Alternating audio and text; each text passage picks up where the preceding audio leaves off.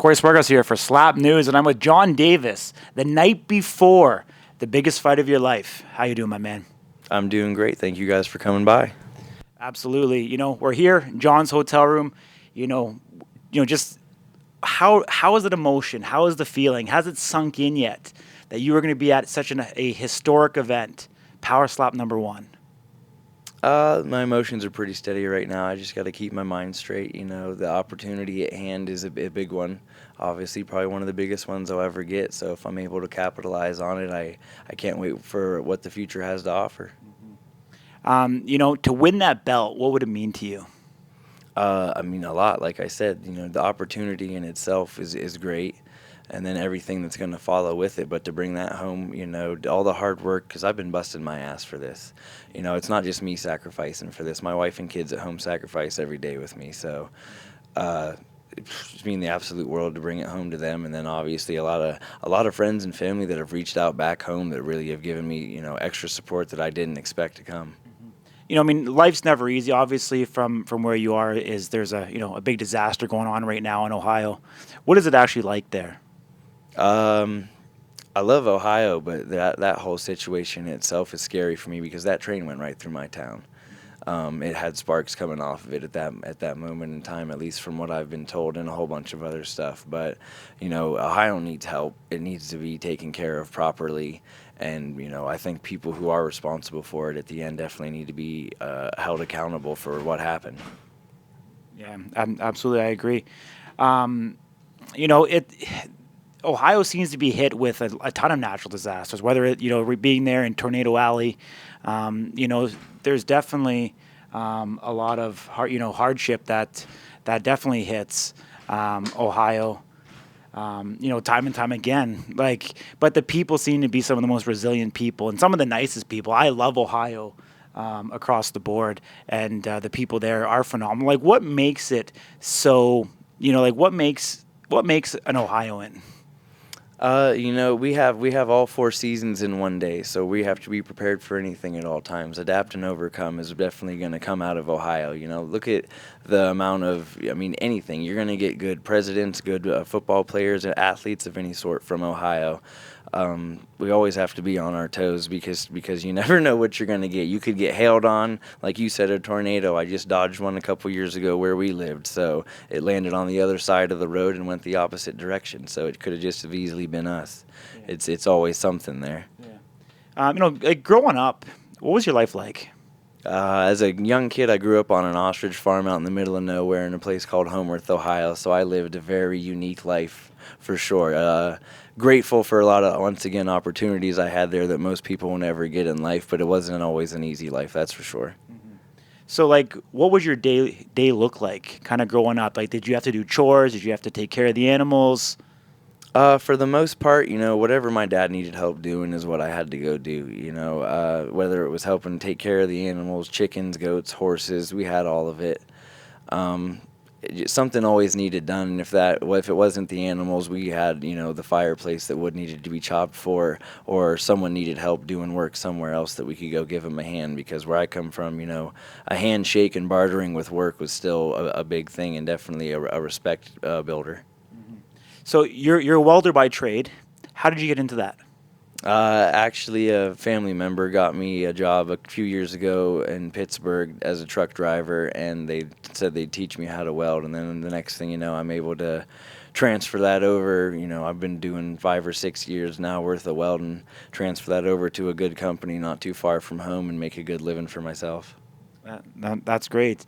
Have you always been a fighter, or how did you get into combat sports? Competed in, a couple different sports in high school, always been a competitor. The competitive and more, we'll say, violent edge comes out with also a small stint in the military. So, being that aggressive style and firm combat world is definitely easy for me to be in, for the simple fact it's, you take direction. It's easy to train for me because it's, point A to point B, things need to get done, and that's how I, very goal orientated. So being able to keep track that way is what works best for me. Yeah. Did that military training give you a sense of order and work ethic that you didn't have prior to it? No, it just solidified what I already knew that I had. My whole life, pretty much growing up, since my dad was also in the military, was I fit in very well when I got to boot camp. I can tell you that much. Nice. That's awesome. And so now you're a family man. How many kids do you have? I have 3 kids right now. My oldest daughter is Aubrey, my older son Gunnar, my youngest son is Gatlin, and right now we're actually expecting another boy on the way. We just found out last week and verified it was a boy. Amazing. Congrats. Yes, thank you Awesome. very Yeah. much. Give me a handshake for that, man. Very, very, very nice. Thank you. So I guess you're gonna have less and less sleep coming up here. Oh, that's fine. I don't sleep much anyway, so who needs it? I enjoy my sleep. But well, I guess when you're out here in Vegas, you can enjoy sleeping in the bed by Yeah, yourself for the time being. I'll sleep now and then I'll rest when that belt's hanging up on my wall. Yeah. Are you gonna stop at 4, or do you just love the family life and could see yourself having more? I don't know. We'll kind of have to see how it goes from here. We'll think we'll probably stop at 4, but you never know. Has anyone approached you in your hometown? Have they noticed you in the streets and recognized you? Has that happened yet? Not so much out in the streets, more so on social media. I've had a few people that I never really thought that I made an impact in their life, or they'd actually really recognize or remember me. Reach out and give me some good support on Facebook or Instagram. So it's actually been really nice in that aspect. But out and about, not too much. If I tell people about it, they usually are pretty giddy. But I actually did. There's someone in my town somewhere that I know is watching, because I got a comment on Facebook somewhere, but I do not know who it is. So if I ever get the chance to meet them, that would be great. Awesome. If you get that victory on Saturday night, are you prepared to be a role model for the next wave of strikers coming in? Absolutely. There's a lot of us that want to be entertainers in this as well, and I get a lot of people are playing their angles and playing their part. I think it's a good thing to also be professional while we're doing a lot of this stuff, so I do think I'll be able to play a good part in ushering in new guys and also helping build what we've already started here. Darius and Ron have been able to help us with what they had already started, so I feel like I should be able to do the same thing for everyone coming in.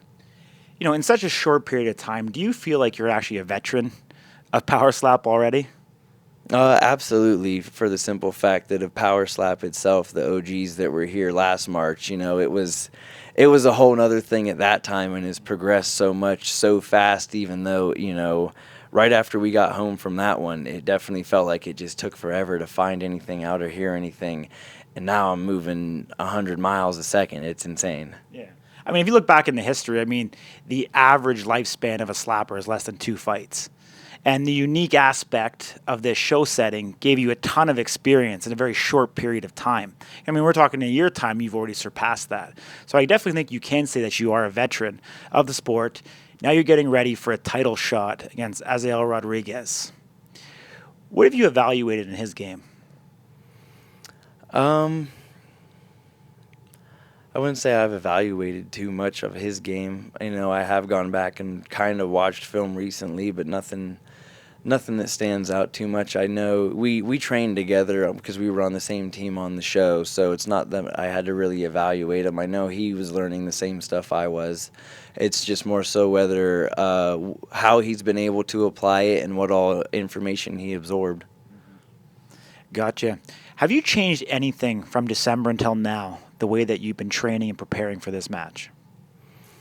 More so, I didn't have to lift as heavy just to maintain weight, but other than that, no, everything's been a steady pace. It's more so keeping the movements down, keeping flexible in my back where I need to be, and just keeping the form clean, because that's the main thing. I think everybody at this point can agree.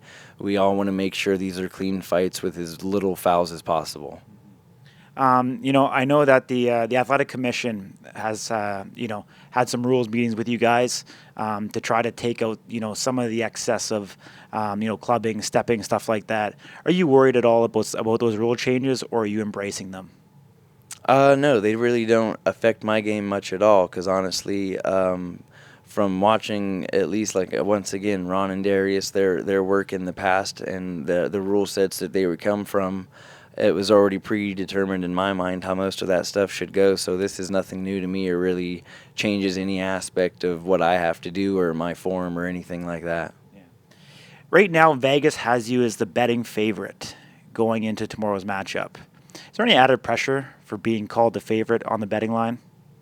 No, because I was just the underdog the other day, so those betting lines don't mean anything to me. It's the same, I hope whoever bets on me, you win some good money, because that ought to be fun for them. But other than that, it's the same as the coin toss. The coin toss doesn't make a difference to me. The betting odds don't make a difference to me. People are going to doubt me, and that's fine, but they're really going to eat their crow at the end of the day. Yeah. Have you been mentalizing and visualizing tomorrow and how the match is going to go? More so just envisioning the walk up to the podium, because after that it's a whole nother thing going on. I'm in the zone, and once again I'm sat back in my mind watching somebody else take the helm. Yeah. Do they let you pick your walkout music? And if they do, what's the song that you'll be walking out to? Yeah, actually I picked it's called OG by Broadnex. It's a remix of an Upchurch song. It's like a country rap thing. It's pretty cool though. I hope people enjoy it. Awesome. That's really cool.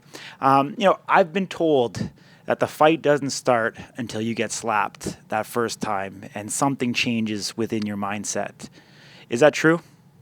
For me, no. I'm already ready by the time those doors, open and I've walked up to the podium. I'm ready. I was ready when I got on the plane for this. I'm ready now. I'll be ready tomorrow. I'll be ready at the end of it for what's next. Awesome. So if you are victorious tomorrow night, what's the first thing you're going to do afterwards? Get to my phone and hopefully call my wife and kids. Yeah. Awesome. Will you guys go and celebrate when you get back home in Ohio? Oh, absolutely. I'm sure if we don't order out, we'll go do something somewhere fun. Yeah. What about taking them to the big city? How about that? I don't know about that. That's a long drive, and the big city's not always the best place for all of us. But something fun, if whether it's ice cream or a soda shop in town, something cool to do. Yeah. I mean, coming from a small town, do you enjoy Vegas? Yeah, it's nice to see because it's a new experience, but also sometimes can be a little bit overwhelming for myself. But it is what it is. I know one day, hopefully, if I can make enough to get an RV and have the whole family come out here, it'll be a little bit funner because we can do everything together on top of what else I got going on. Awesome, man. Well, I wish you the absolute best of luck. Pleasure sitting down with you, getting to know you, getting to know your backstory a little bit more about the day-to-day life. If you do get that belt, or even if you don't, you can be a true inspiration for middle America, average, welder, for example, that can have an opportunity to get into something like this, and if they want to, obviously the website's the best way to apply to get into it, or even I'm sure if they reach out to you on social media, like what are your handles? I'm sure that you would respond to everyone that messages you. You seem to be a really down-to-earth, great guy. So where can they connect with you? Absolutely. Even the haters, I'll respond to you too. I'm just going to tell you to have a wonderful day. But it'll be John_Davis_JMD on Instagram, and then Mr. John Davis 185 on Twitter, John Davis on Facebook. But also I do have a Twitch that is connected to my Instagram. If you want to follow me on there, I'm down to play games with whoever when I'm on. So. All right, everybody. John Davis going for the 185 title belt tomorrow at Power Slap 1.